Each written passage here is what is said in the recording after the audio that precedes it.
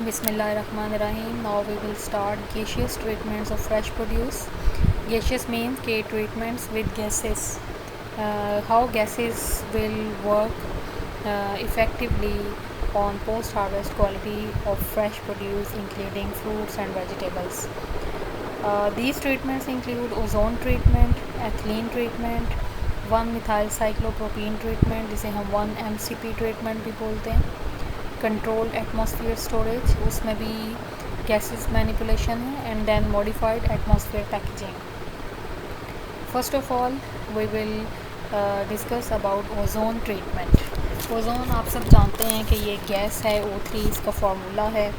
और ओजोन जो है इसकी फूड एप्लीकेशंस जो हैं वो बहुत ज़्यादा वंडरफुल हैं. इसके ऊपर जो रिसर्च हुई है, रिसर्च पेपर्स अगर आप देखें तो आपको ओजोन ट्रीटमेंट के ऊपर बहुत सारे रिसर्च पेपर्स मिलेंगे. ओजोन की क्या क्या फूड एप्लीकेशंस हैं. One of the food application is ozone treatment to enhance the stability of fresh produce. Recent research and commercial applications have verified that ozone can replace traditional sanitizing agents. ठीक है, जितने भी traditional sanitising agents हैं उनको ये replace कर सकती है. And ozone is very pungent naturally occurring gas with strong highly reactive oxidizing properties. ठीक है, ozone is reported to have, ये पॉइंट तरह गौर कीजिएगा, ozone is reported to have 1.5 times the oxidizing potential of chlorine. यानी कि ये chlorine से 1.5 गुना ज़्यादा इसका ऑक्सीडाइजिंग पोटेंशियल है, whereas 3000 times more potential than hypochlorous acid. ठीक है, यानी कि इसका जो केमिकल्स है उसकी निस्बत कई गुना ज़्यादा जो है वो पोटेंशियल है. Contact time for antimicrobial action are typically 4 to 5 times less than for chlorine. Another advantage over the chemical chlorine जो है वो क्या है ओजोन का, कि जो कॉन्टैक्ट टाइम है जो हमने देना है उसको फ्रेश प्रोड्यूस के साथ. बेटा याद रखें कि जितनी कम डोज और जितने कम वक्त में कोई भी एंटी माइक्रोबियल एजेंट जो है वो ज़्यादा इफ़ेक्टिव होगा, वो हमारे लिए ज़्यादा इंटरेस्ट का बायस होगा और हमारे लिए बेनिफिशियल भी ज़्यादा होगा. ठीक है, तो कॉन्टैक्ट टाइम्स इसका जो है वो 4 to 5 टाइम्स लेस है दैन क्लोरीन. ओजोन कैसे वर्क करता है, इसका क्या प्रिंसिपल ऑफ एक्शन क्या है, मैकेनिज्म ऑफ एक्शन क्या है. It rapidly attacks bacterial cell walls and is more effective than chlorine against the thick walled spores of plant pathogens and animal parasites at practical and safe concentration. यानी अगर इसको हम एक practically और safe concentration में apply करें तो ये जितने भी प्लांट के पैथोजेंस हैं या एनिमल पैरासाइट्स जो हैं वो फ्रेश प्रोड्यूस के ऊपर होते हैं, उनकी सेल वॉल पे जो है वो अटैक करता है और ज़्यादा इफ़ेक्टिव है against the thick wall spores of, क्योंकि वो जो प्लांट पैथोजेंस के स्पोर्स हैं बहुत ज़्यादा थिक वॉल्ड होते हैं और उन थिक वॉल्स को जो तोड़ना है, उनमें पेनिट्रेट करना जो है वो किसी आम एंटी माइक्रोबियल एजेंट का जो है वो काम नहीं है. ठीक है, तो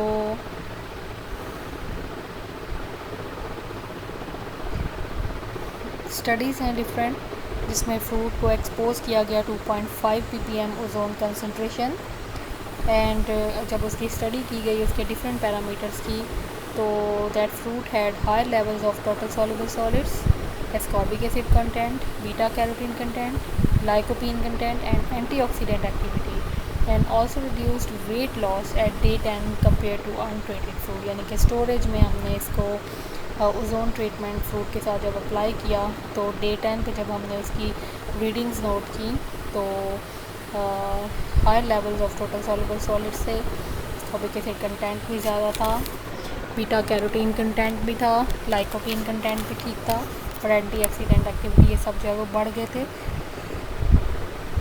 और वेट लॉस जो है वो रिड्यूस हुआ. तो the sensory attributes of papaya of ozone treated fruit was also superior in sweetness and overall acceptability. Papaya पे स्टडी की गई जिसमें ओजोन ट्रीटेड जो पपाया था उसके सेंसरी एट्रीब्यूट जो है वो बेटर थे इन स्वीटनेस एंड ओवरऑल एक्सेप्टेबिलिटी में दैन अनट्रीटेड फ्रूट. तो it endorsed ozone as a non-thermal and safe food preservation technique for fruits and vegetables. यानी कि ये एक बड़ी अच्छी जो है वो बग़ैर हीट को अप्लाई किए, बग़ैर केमिकल्स को अप्लाई किए जो है, क्योंकि बेटा जो आजकल नॉन थर्मल टेक्नोलॉजी का भी ईरा है, क्योंकि जो हीट है वो भी अक्सर पॉइंट ऑफ व्यू से जो है वो सेफ़ कंसिडर नहीं की जाती, और जो है उसके भी बहुत सारे अदर इफ़ेक्ट्स आ जाते हैं। तो नॉन थर्मल टेक्नोलॉजीज़ में जो ये वन है that is ozone treatment. Ozone can be employed in cold storage, washing system और प्रोसेस वाटर स्टरलाइजेशन। ये किसी भी स्टेप पे जो है वो ओजोन को अप्लाई किया जा सकता है, स्टोरेज में भी, वॉशिंग सिस्टम के दौरान भी, और प्रोसेस वाटर स्टरलाइजेशन के दौरान भी इसको अप्लाई किया जा सकता है। A study reported that irradiation and washing with ozonated water slight reduced respiration and white asparagus spears but increased spear tissue toughness।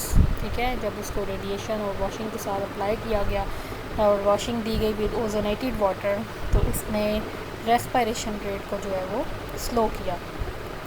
ये एक ब्रीफ सा इंट्रोडक्शन था about ozone treatment. Then next is ethylene treatment. Ethylene के बारे में आपने mid के notes में भी पढ़ा कि एथिलीन नेचुरली प्रोड्यूस होती है, ये राइपनिंग में बहुत इंपॉर्टेंट रोल प्ले करती है, और एथिलीन जो है जिनमें ज़्यादा क्वांटिटी में प्रोड्यूस होती है उन्हें हम क्लाइमेक्टेरिक फ्रूट्स कहते हैं, जिनमें कम क्वांटिटी में प्रोड्यूस होती है उसे हम नॉन क्लाइमेक्टेरिक फ्रूट्स कहते हैं।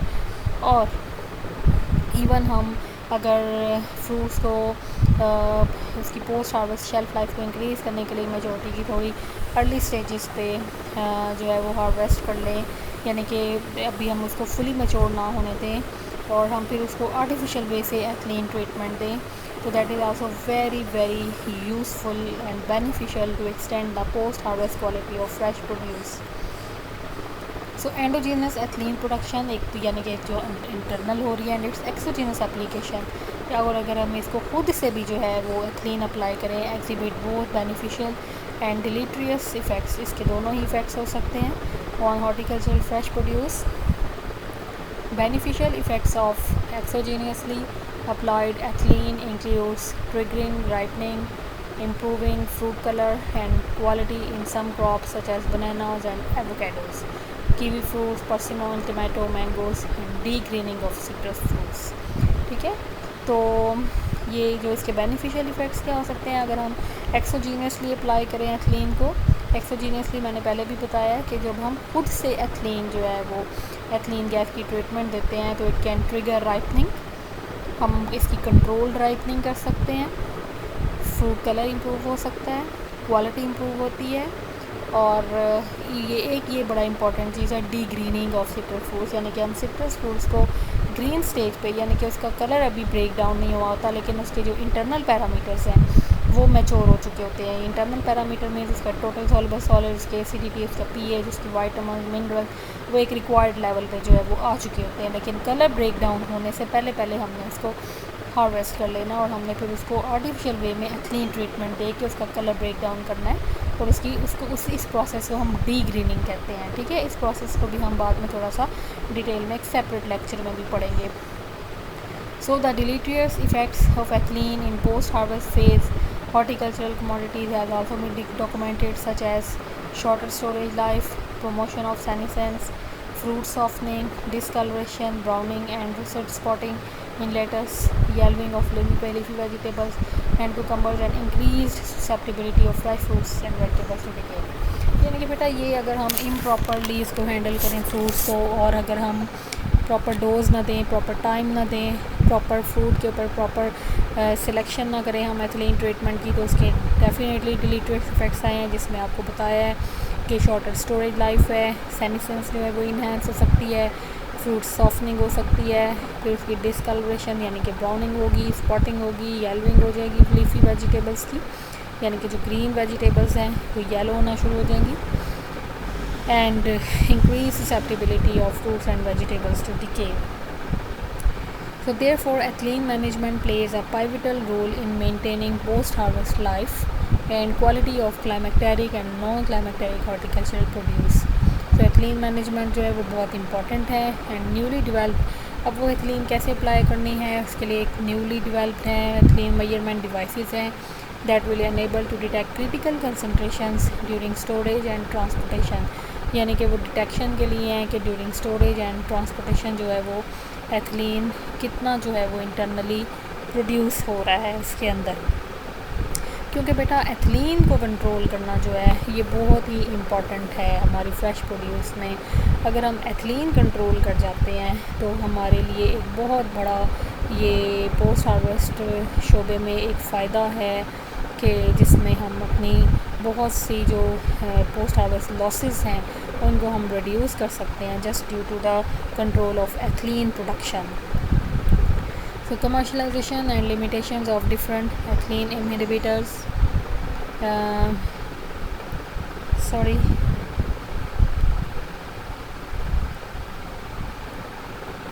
जी, commercialization and limitations of different ethylene inhibitors.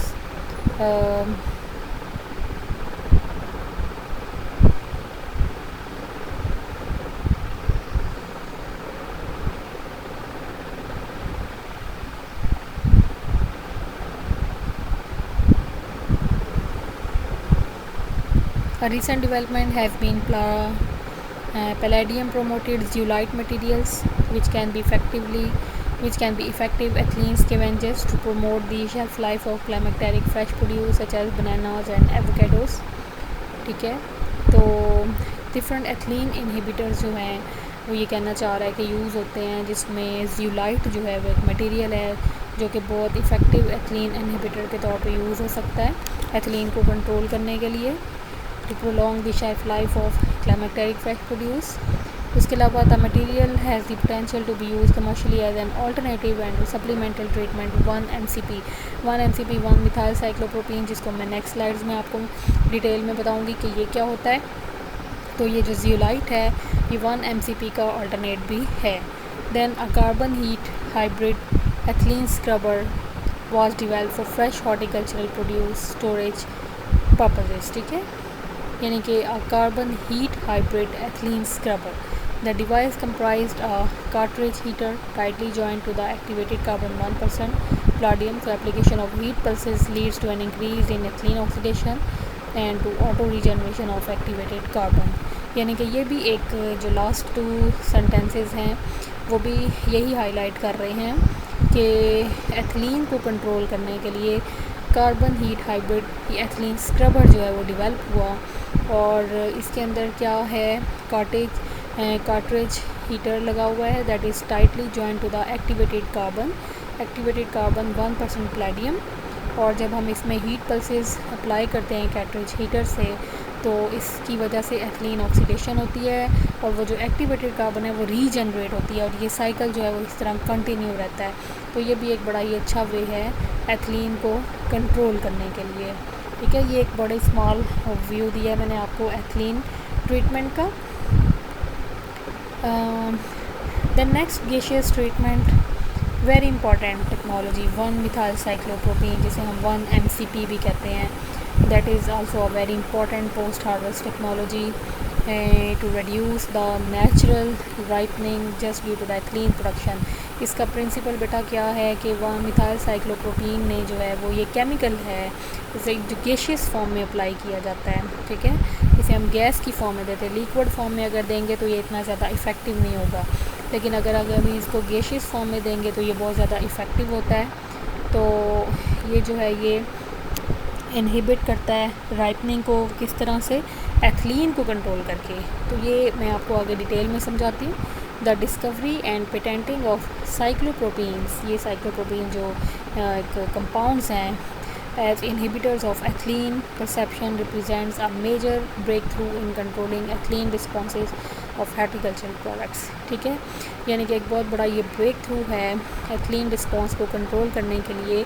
और साइक्लोप्रोपीन्स जो है, और साइक्लोप्रोपीन्स में सबसे ज़्यादा जो डिस्कवरी है वो 1 MCP की हुई। The process of discovery of the effects of cyclopropene के जब हमने इफ़ेक्ट्स देखे and the propose method of action, तो उसमें साइक्लोप्रोपीन में जो 1 MCP था वो प्रूव्ड हुआ to be extremely active but unstable in the liquid phase, जैसे मैंने आपको पहले बताया।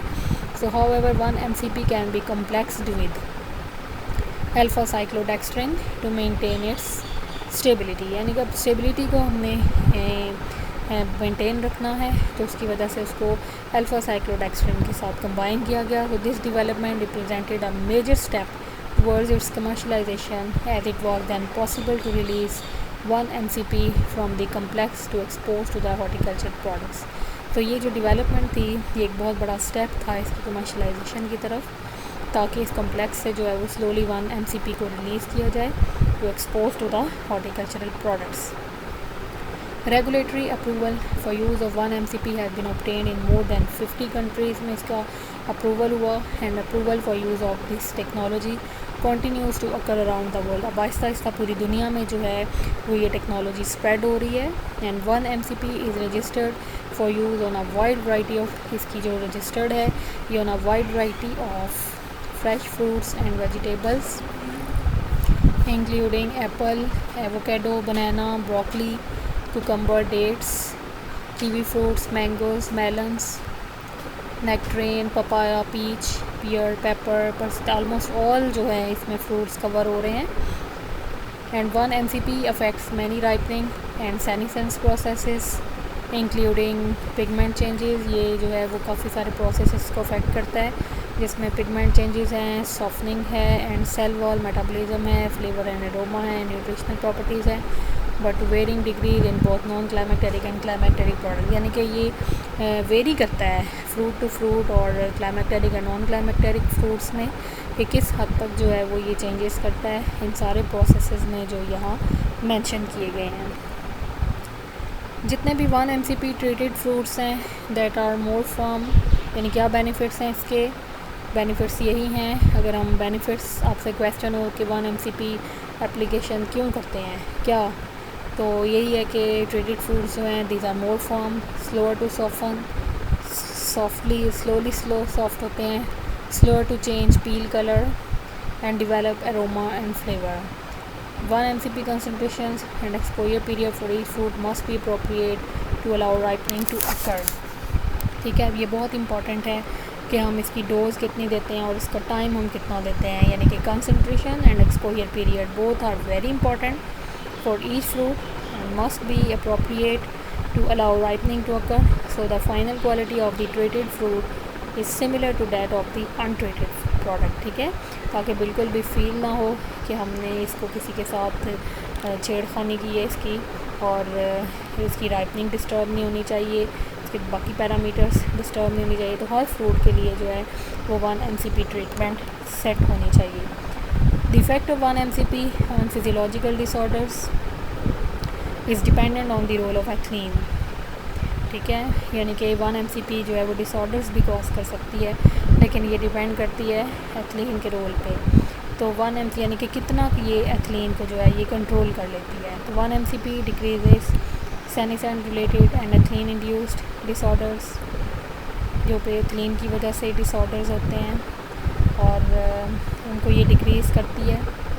And senescent break down of apples and water soaking of watermelons. 1 MCP can increase susceptibility of apple fruit to CA storage related disorders. ठीक है, यानी कि यहाँ पे ये इंक्रीज़ कर सकती है एप्पल फ्रूट को जो CA स्टोरेज रिलेटेड डिसऑर्डर्स हैं, जो कार्बन डाइऑक्साइड इंजरी है, and some chilling related disorders जिसमें woolliness and internal breakdown of peaches and nectarines, chilling injury of citrus and bananas, they can also be increased by inhibition of ethylene production. ठीक है बेटा, ये एक बड़ा उसने deeply in जो है वो बताया है कि इसकी क्या इफ़ेक्ट्स हो सकते हैं मुख्तलिफ फ्रूट्स के ऊपर. ठीक है, उसके फिज़ियोलॉजिकल डिसऑर्डर्स जो हैं उनके ऊपर क्या इफ़ेक्ट हो सकते हैं. कि डेफिनेटली अगर आप एक एथिलीन प्रोडक्शन को रोक रहे हैं तो दूसरी तरफ उसके कहीं और से जो है उसके डिसऑर्डर्स आ सकते हैं. ठीक है, तो अदर चिलिंग रिलेटेड डिसऑर्डर्स जिसमें superficial scald of apples and pears and internal flesh browning of avocados and pineapples are decreased. ठीक है, यानी कि कुछ पॉजिटिवली इफ़ेक्ट हो रहा है, कुछ नेगेटिव इफ़ेक्ट हो रहा है. तो कुछ चिलिंग रिलेटेड डिसऑर्डर जो है वो इंक्रीज़ हो सकते हैं, कुछ डिक्रीज़ हो सकते हैं. ये दोनों ब्रैकेट में बताए हुए हैं कि कौन से इंक्रीज़ हो सकते हैं, कौन से डिक्रीज़ हो सकते हैं by inhibition of ethylene production. ठीक है बेटा, तो ये इस लेक्चर में हमने जो है वो थोड़ा सा जो है वो 1 MCP को डिस्कस किया कि ये होता क्या है, इसके क्या इफ़ेक्ट्स हैं, और फिर उसके बाद हमने जो है वो उससे पहले हमने डिस्कस किया एथिलीन ट्रीटमेंट को कि how exogenously application of ethylene to fresh produce affect the post harvest quality. And then उससे पहले हमने डिस्कस किया ओजोन ट्रीटमेंट, ठीक है, कि ओजोन जो है हम उसको कैसे अप्लाई करते हैं। तो बेटा ये लेक्चर अभी कंटिन्यू है, ये अभी मैंने आपको पहले 3 जो है वो ये बताए हैं, ओजोन, एथिलीन एंड 1-मिथाइल साइक्लोप्रोपीन। अब नेक्स्ट लेक्चर में मैं आपको गैसियस ट्रीटमेंट्स में सी ए स्टोरेज, जिसका मैंने आपको पहले भी एक सेपरेट लेक्चर दिया, लेकिन चलें इसमें हम थोड़ा सा और इसको डिस्कस कर लेंगे, और मॉडिफाइड एटमॉस्फेयर पैकेजिंग जो है वो हम जो है वो इसको डिस्कस करेंगे। तो ये लेक्चर जो है हम यहाँ पे फिनिश करते हैं। Thank you very much. कोई भी क्वेश्चन हो you may ask me frankly. Thank you.